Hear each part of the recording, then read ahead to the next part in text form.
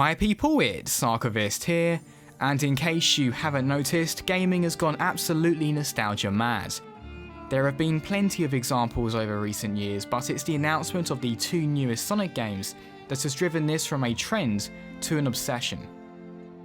To bring you up to speed in case you're not already aware, Sega have announced two brand new Sonic games, these being Sonic Mania and the title currently named Project Sonic 2017. Starting with Sonic Mania, this one appears to be a new Sonic game done in the style of the earliest Sega Genesis titles. The graphics are extremely reminiscent of the time period, as is potentially more importantly, the gameplay. You also have the three core Sonic characters, Tails, Knuckles, and of course Sonic himself. Sega are without question going for the nostalgia factor here. If the retro visuals weren't enough, the game's trailer actually begins with a walk through the history of Sonic titles across the last 25 years. On the one hand, it's actually quite charming to see this classic approach to the long-running series, but at the same time it concerns me that Sega's ability to innovate may not be what it once was. However, there is that second game, Project Sonic 2017. All we have so far is an out-of-engine teaser, but yet again we see Sega's infatuation with its glory days. The introduction of classic Sonic into Sonic Generations felt fairly creative and interesting, but to use the exact same mechanic again just seems a little uninventive. While it would be irresponsibly premature of me to proclaim that both of these games will be uninspired remakes so early on, I do feel as if Sega have pretty much summed up the general trend across gaming at the moment. Not only have we entered an era in which we drown in a sea of sequels, but remasters and remakes have become exponentially more popular and numerous. And the interesting thing is, many of us would rather relive a classic memory than experience something new. A prominent recent example would be Call of Duty. The vast majority of series fans are far more interested in playing Call of Duty 4 Modern Warfare Remastered as opposed to Call of Duty Infinite Warfare. Furthermore, World of Warcraft has reawakened Illidan Stormrage, one of the most popular characters in the lore, to recapture the glory days of its early success. And even the remarkably popular Pokemon Go has chosen to use the original Pokemon ensemble rather than the newer incarnations.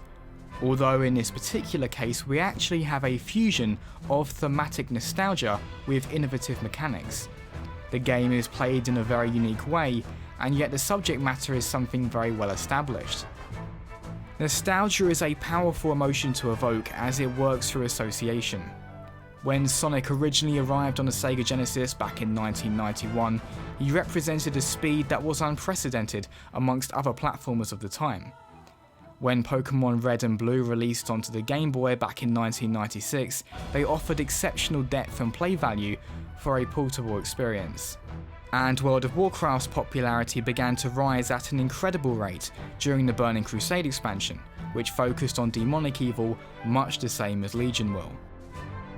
When we are reminded of these experiences, we remember how fresh and surprising they were. What's more is that the very act of remembering an emotion can actually allow us to re-experience it. It can be extremely effective, but at the same time very deceptive. When we look back on these memories, we tend to focus more on the emotions we felt rather than the experience that invoked them. Therefore, our memories of an older game can actually be unrealistically warped.